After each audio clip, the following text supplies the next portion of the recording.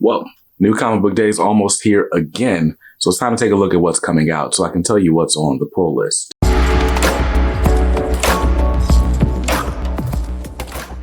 Welcome back to Comics Are Dope. I'm BJ Kicks, and this is the pull list. It's my weekly video where I look at the books coming out. I tell you what's on my pull list, what's on the chopping block, and what other books are on the radar that I'm not quite decided on, but you should be looking out for as well. So I like to start these out with the book that I am most excited about. And this week is honestly a fairly light week as we head into spooky season. A lot of spooky books.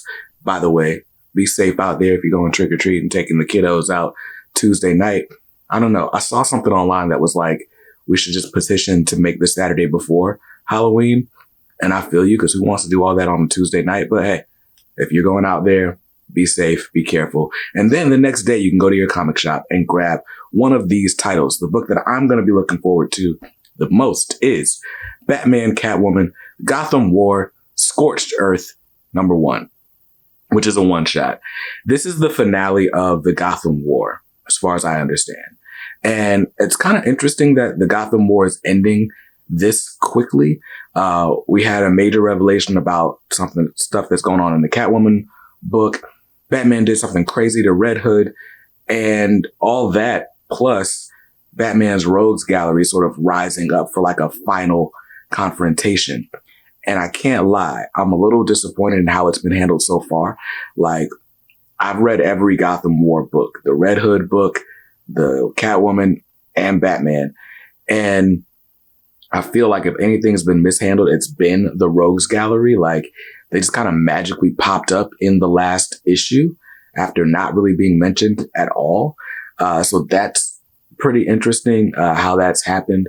So I guess in this one, we're going to get the big confrontation. You know, Catwoman had taken control of all of Gotham's henchmen, and I guess the rogues are upset about not having henchmen, and so they want to show Catwoman who's really in charge. By the way, Batman and Catwoman, I guess, are going to team up again. That was also handled weird. Like, we're just going to just make them kiss and make up, like, with no explanation as to what's going on. I don't know. It's just in a review of Batman, Catwoman, Gotham War, and this makes it sound like I'm not excited to read this book. I am, but it's more so, how is this ending? I see this more so being a segue into a new era of Batman, or a new, status quo for Batman, than I do the end of a story arc, because so far it's just been a bunch of beginning threads, if that makes any sense. Batman, Catwoman, Gotham War, Scorched Earth, issue 1 is out this week with a cover price of $5.99. I'm grabbing cover A. And that leads us to the other book on my DC Comics pull list, which is Detective Comics issue 1076. Detective Comics written by Ram V, and this issue is the beginning of a brand new story arc with art by Jason Shawn Alexander. It's called Batman Outlaw. Now, the Gotham Nocturne Overture and the second part, I forgot what it's called. But anyway, all of Gotham Nocturne is over. Batman's had to face his inner demons, and things have changed for Bruce. Now, I'm not fully caught up on Detective Comics, so how they've changed, I don't know. I'm jumping into this new story arc just like you potentially are, without finishing the Gotham Nocturne. I'll go back and binge it later on DC Infinite. But above all, what I'm excited about is this art by Jason Shawn Alexander, who I'm familiar with through the pages of Spawn and Philadelphia. Haven't been reading Philadelphia in a minute, so it's going to be exciting to see this art again.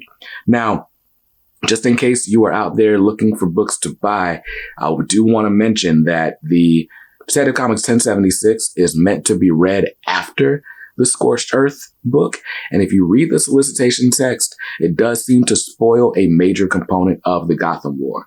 So read your Batman, Catwoman epilogue or whatever, and then get started in this new era of Detective Comics, because it is firmly in continuity. They are firmly in continuity with each other. And I'm kind of mad that I read that solicit preview text. But anyway, Detective Comics issue 1076 got a cover price of also $5.99. I'm grabbing cover A. And that's it for the DC Comics pull list. And it's a good thing, too, because just those 2 books are going to cost me $12 this week. But let's move over to the House of Ideas, where there are about 3 books on the pull list. The first of which, honestly was about to get the chopping block, but then I read issue 6 from last month, and it did just enough. This is Avengers, issue number 7. Avengers written by Jed MacKay. Last issue had art by Ivan Fiorelli. I don't know who's on art for issue 7. Basically, we got a very paint by numbers Avengers story, and it kind of just seemed to drag along for 5 issues. And then in issue 6, we got all the action and a setup for a new status quo. And it seems the Avengers now have a new base in the Impossible City, which is interesting as an idea. And I liked seeing the action from issue 6, but if issue 7 and this new story arc are going to be as sort of pedestrian as the first story arc was, I'm probably going to jump off. This isn't giving me the exciting vibes that Jed MacKay's Moon Knight did for those first few issues that I was reading. And honestly, if it wasn't such a light week on the pull list, I probably wouldn't even grab this. But I'm going to give it a shot just because I like the ending to issue 6. And that's how single issues get you. Don't be like me. Avengers issue 7's got a cover price of $3.99. I'm grabbing cover A. And the next book on the pull list is a curiosity buy for sure. This is Ultimate Universe issue number 1. Ultimate Universe written by Jonathan Hickman with art by Stefano Caselli. This is obviously setting up the Ultimate Universe. Now, I did not read Ultimate Invasion. Issue 1 had a $10 cover price, and that was just a bridge too far for me. And all 5 issues had higher than normal cover prices. So I didn't read Ultimate Invasion. Plus the reviews weren't all that great. But Ultimate Invasion clearly sets up this new Ultimate Universe that we're getting. Out of the Ultimate Universe, I am more excited about the individual titles, Black Panther and Ultimate Spider-Man. Hands down, I'm pulling those day one. But I figured I need Ultimate Universe to at least understand what the status quo is, what's going on. Am I going to keep this on the pull list? I don't know. Especially considering that issue 1 has a cover price of $6.99. I'm grabbing cover A. And the next book on the Marvel Comics pull list is the last book on the Marvel pull list. This is XMen, issue number 28. Now, I don't want to spoil things, but we're knee deep in the fall of X. Orchis has made its plans known. It's executing on its plans. Things are in disarray. And if I'm honest, the X-Men titles have not been this exciting since Inferno. I'm going to be mad or kind of sad to see the Krakoa era go, but I'm excited for the comics that we're getting right this second. Like I said, they're all pretty exciting. This one's a Juggernaut-focused issue, and as if this cover A wasn't cool enough, I actually really like this trading card variant by Russell Dowderman, also featuring Juggernaut. So that's what I'm grabbing. This book has a cover price of $3.99, and I'm probably grabbing that trading card variant. And that's it for the Marvel books on the pull list. So if I just stick to the list, those will cost me $15 this week. $15 for 3 books. I guess that's not terrible. But let's skip on over to the indies, where the first book on the indie pull list, you might have forgotten about this one, because I certainly did.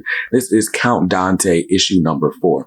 Count Dante, written, or I don't know who it's written by or who does the art, but it's published by Scout Comics, and it's been really fun. It's the sort of unauthorized biography of Count Dante, who was a real kung fu dude in the 70s who took out ads in comic books.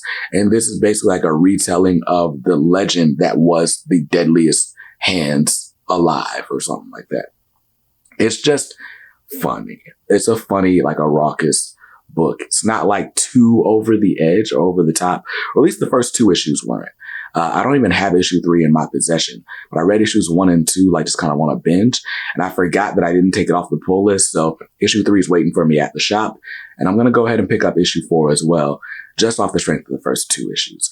We're basically going to see the rise and fall of this dude. And, at the end of issue 2, the fall, they were just plotting on the fall. So I imagine the climax was issue 3. But we'll see how it goes. Count Dante, issue number 4. An entertaining book for sure. Cover price on that is $4.99. I'm grabbing cover A. And the only other indie book on the pull list is The Walking Dead Deluxe, issue 76. And you already know why I'm buying The Walking Dead Deluxe. This is the 76th installment with a cardstock cover and beautiful full color artwork. It's got a cover price of $3.99. I'm grabbing cover A by David Finch. And so that's the indie books on the list. If I stick to that list, Those are going to cost me $9 this week, which means, like I said, it's a pretty light week. And that brings my grand total up to a modest $36. And hey, that's pretty good. That's a pretty good total. Not like last week where I almost maxed out.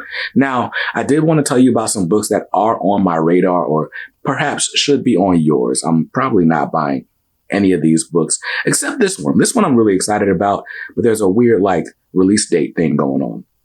Anyway, I'm talking about Empath. It's a book by Brian Hawkins, published by Black Box Comics. Now, this book, in all fairness, I got an advanced copy of. I read this full issue. Like I said, it's written by Brian Hawkins, who is half of the writing team behind Black Cotton. He's been doing like a lot of horror themed comics lately as well. But he actually just started a whole new like horror publishing imprint, which is interesting. But Brian Hawkins wrote this book. Basically, this dude is a vigilante, but he's got a sort of superpower where he can like feel everyone's emotions, hence the title Empath. And so it's him fighting crime, but then he's also like sort of taking on like all the motivation or understanding the motivation. And so you would assume that he's a little bit more humane in how he deals with the criminals that he stops, which is very interesting. But him taking on those negative emotions from whomever, could have its interesting consequences. And then all of that is sort of complicated by the fact that maybe he's taking on these emotions because he wants to run from his own negative emotions, which is a very, very interesting concept. I really enjoyed issue 1, and I'm excited for you to get the chance to read it. But the release date on it seems to be kind of fluid. Last week, it said it was coming out last week, and then it said it was coming out this week. And now when I just checked before this video, it says it's coming out November 8th. So I don't know when this book is coming out, but I do want it to be on your radar because it's a good book. So best bet, just call your local comic shop and pre-order it. It'll be in your box whenever it's ready. Or you can order it online. But Empath #1 from Black Box Comics. Check that out. Another book that perhaps should be on your radar, Spider-Boy issue #1. Spinning out of the adjective list Spider-Man book by Dan Slott with Mark Bagley. This one is Dan Slott as well. I don't know who's on art, but it's featuring, the debut of Spider-Boy. No, not the amalgam Spider-Boy from the 90s. That guy's been dealt with. I'm not reading the adjective list Spider-Man title. I didn't read any of the Spider-Verse or Spider-Geddon stuff. In fact, I've never read a Dan Slott issue of Spider-Man. And so I feel like I don't need this latest addition to the party, but in case you are on the lookout, it's out this week. It's a debut issue, the first, appearance of him in his own title. And there's a ton of covers. In case you're like the speculating type, that one's got a cover price of $5.99. And another book that you might be on the lookout for is the Supergirl special #1. Now, Supergirl recently made appearances in Action Comics, helping fight in the Battle of Metropolis and all of that. But apparently since Power Girl is back, she feels out of place. So this is a book about her finding her place. It's a one-shot written by Mariko Tamaki. And I don't know, I'm probably not going to buy it, but it's got some really cool covers, including this cover A by Jamal Campbell. But at a cover price of $5.99, I'm probably going to leave it on the shelf. And the last book that might be on your radar, also from DC Comics, is The Return of Superman 30th Anniversary Special. Now, this is a $10 prestige sort of celebration of the return of Superman. If it's anything like the Death of Superman 30th Anniversary Special, which was not just a reprint of Superman 75, my bad, then you might want to grab this in case you're trying to stay on top of all the things that Dan Jurgens been doing. He's had backup stories in the Action Comics run for a while. He did the Doomsday one-shot a couple weeks ago. So Dan Jurgens has been doing stuff, and if you are enjoying what Dan Jurgens is doing, you probably want to grab this book. But the fact that it's a $10 book means I'm not buying it. So that was it. That was all the books that are on the radar, maybe should be on your radar, and all the books that I'm buying this week. So like I said, a light week. I'm definitely, excited about the Gotham War isn't really the word. Like, I'm curious about it for sure, to see how it's going to end. Other than that, I am really excited about this new era of Detective Comics, and I'm fairly excited for Ultimate Universe. Just skip me to January when we get this Ultimate Spider-Man book. Or is it February? When is that coming? And Ultimate Black Panther by Brian Edward Hill. I need that injected into my veins right now. So anyway, no look into the future. Let's just go ahead and read what we got in front of us. Let me know what you're excited about in the comments down below. I'll see you in another video real soon. Till then, stay safe, stay awesome, and read something dope today. Peace.